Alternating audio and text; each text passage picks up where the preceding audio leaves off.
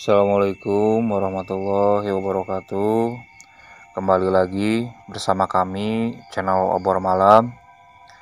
Kali ini saya akan membawakan sebuah cerita yang ditulis oleh Mas Sriwijaya dengan judul Ketika Maghrib Tiba. Untuk link penulis dan link cerita akan kami cantumkan di deskripsi.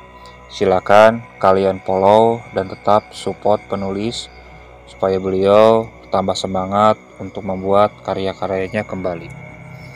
Oke, sebelum lanjut ke cerita, silakan kalian klik tombol subscribe dan nyalakan tanda lonceng supaya kalian bisa terus mengikuti channel cerita yang dibawakan oleh channel Obor Malam. Lanjut ke ceritanya. Sore itu dengan santainya aku duduk di teras rumah sambil membaca komik Jepang kesukaanku. Biasanya kalau sudah sesantai begini, aku suka lupa waktu.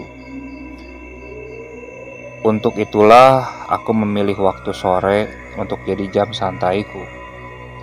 Karena di waktu ini aku tidak akan lupa waktu. Azan maghrib akan berkumandang, dan aku pun sudah pasti segera masuk seperti orang pada umumnya. Aku sendiri biasa dipanggil Nata, atau kependekan dari Natasha. Sambil ditemani musik yang berasal dari earphone-ku, aku membuka tiap lembar dari komik yang aku baca ini. Sekitar 1,5 jam aku duduk. Bapakku kemudian datang dan menyuruhku masuk pada pukul 18.00. Saat itu sudah banyak orang yang berangkat ke masjid. Baca-bacaan sholawat juga sudah terdengar. Tinggal menunggu waktu maghrib tiba saja. Aku pun masuk dan mengambil air wudhu untuk segera melaksanakan sholat di rumah. Karena aku sholat sendiri. Terkadang sholatku itu lebih cepat dengan yang di masjid. Jadi ketika di masjid masih sholat, aku sudah selesai. Setelah selesai, Bapak memintaku untuk membeli permen di warung. Karena adikku yang masih berusia sekitar 4 tahun itu tidak mau makan kalau tidak dikasih permen dulu. Oh iya, nama adikku Rapi. Rese banget sih Rapi. Jadi gua kan yang disuruh beli, ucapku yang menggerutu karena kesal. Karena aku mau lanjut baca buku komik, aku pun meminta uang kepada bapak untuk beli permen itu sekarang juga. Masih maghrib, kata bapakku menjawab. Gak apa-apa pak, sekarang aja. Karena aku memaksa, bapak pun memberi uang dan membiarkanku pergi untuk membeli permen ke warung. Akhirnya di suasana maghrib itu aku berangkat ke warung. Saat itu langit masih berwarna keungu-unguan dan suara doa-doa masih terdengar dari masjid. Keadaan sekitar juga sudah sepi. Hanya aku yang berjalan sendirian. Jarak dari rumah ke warung sebenarnya dekat. Cuman yang jadi masalah itu aku harus melewati jalan yang berputar untuk mencapai ke sana. Jadi aku yang memang sudah biasa lewat sana pun berjalan dengan santainya. Selama perjalanan ke warung, aku harus lewat sebuah tempat yang bisa dibilang lumayan seram. Tempat itu adalah sebuah pohon rambutan besar yang dari aku kecil memang sudah ada. Malahan lebih tua dariku mungkin. Pokoknya sudah lama sekali. Setiap kali lewat situ, aku tidak pernah mau menoleh. Saking takutnya, saat aku lewat tempat itu, aku tidak menoleh kemana-mana. Pandanganku lurus ke jalan menuju warung. Beberapa saat kemudian, aku sampai di warung. Aku membeli permen yang biasanya dimakan oleh adikku.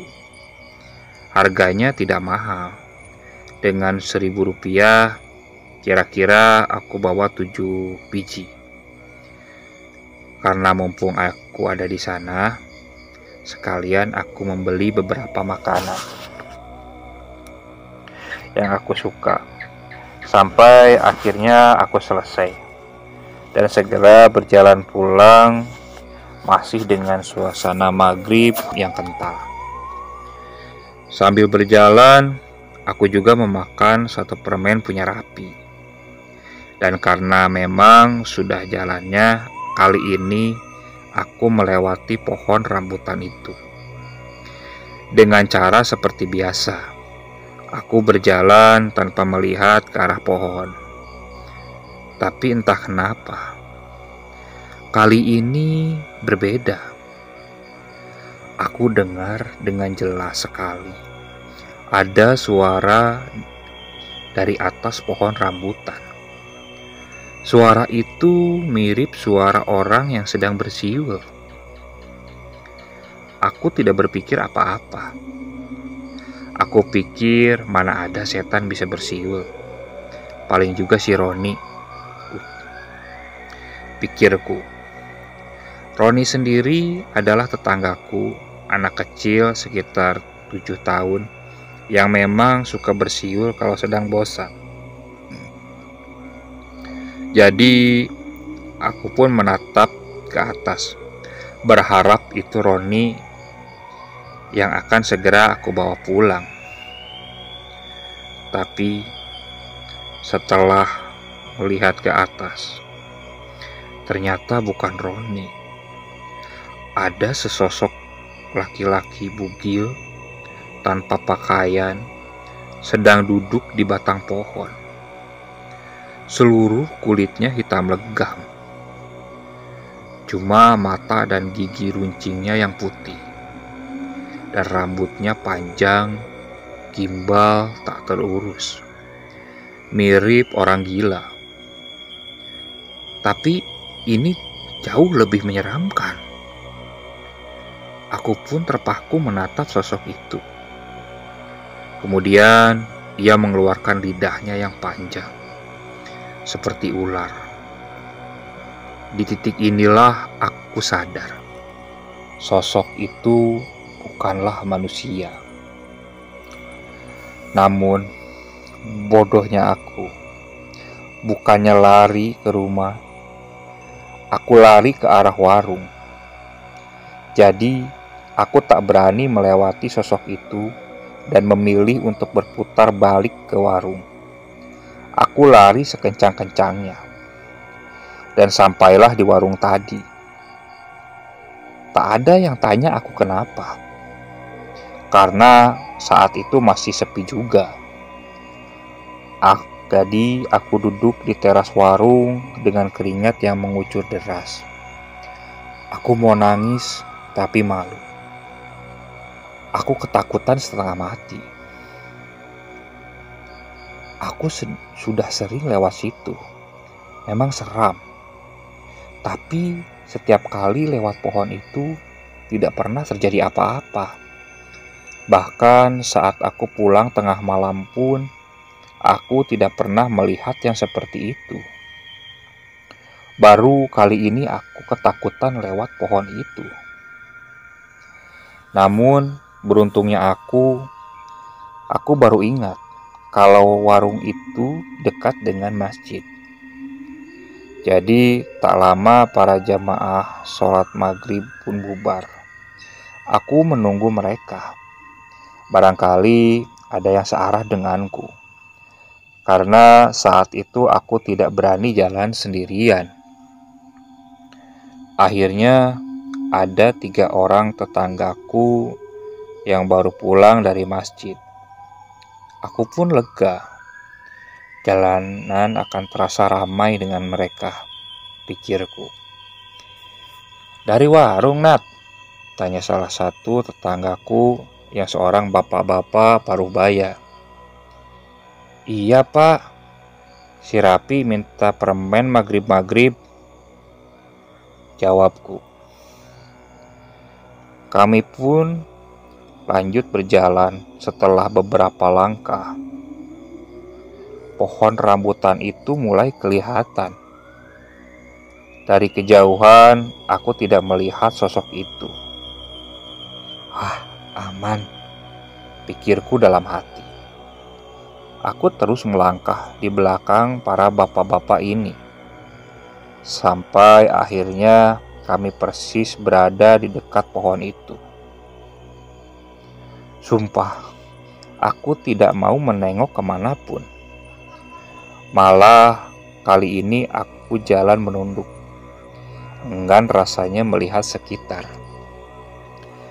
Tapi tidak tahu kenapa, ingin rasanya aku menoleh ke samping arah pohon rambutan itu. Aku sudah baca doa-doa dan lainnya untuk mengalihkan perasaan itu. Tapi tetap saja, rasanya ingin sekali menoleh ke arah samping. Sampai akhirnya aku pun tak tahan. Aku menoleh ke samping. Dan apa yang aku lihat? Aku melihat sosok hitam bugil itu lagi. Kali ini dia sudah di bawah. Dan yang membuat aku merinding adalah posisinya. Sosok itu tidak berdiri dengan kaki. Dia berdiri dengan tangan. Jadi posisinya terbalik. Matanya melotot ke arahku sambil terus memamerkan lidah panjangnya yang menjulur. Karena tak bisa menahan takutku lagi, aku teriak kecil dan langsung menerobos 3 orang yang ada di depanku. Aku lari secepat mungkin ke rumah sambil menangis. Terus berlari, bahkan sampai sandalku putus. Tapi aku tak peduli, yang penting cepat sampai di rumah. Aku sampai di rumah dengan keadaan menangis ketakutan. Bapakku langsung keluar dan menanyaiku. Tapi aku tak bisa menjawab, serta terus menangis. Aku pun dibawa masuk ke rumah. Tapi tetap saja aku terus menangis. Aku yang sudah ketakutan setengah mati masuk kamar sekitar sesudah Isya dan langsung tidur sampai esok paginya. Dan pagi hari itu aku jatuh sakit selama 2 hari. Dan setelah sembuh, aku baru bisa cerita ke bapak mengenai kejadian itu. Karena kejadian itu juga membuatku jadi trauma. Aku tak pernah lagi keluar di waktu maghrib. Dulu waktu kecil, bapak juga sering menakut-nakutiku kalau setiap maghrib setan dan jin berkeliaran. Dan kini aku percaya omongan itu. Oke, sekian untuk cerita kali ini. Untuk kritikan dan sarannya, silakan kalian bisa cantumkan di kolom komentar. Untuk yang mempunyai cerita dan ingin dibawakan oleh kami, silakan kalian bisa kirim via email yang akan kami cantumkan di deskripsi. Oke, sekian. Assalamualaikum warahmatullahi wabarakatuh.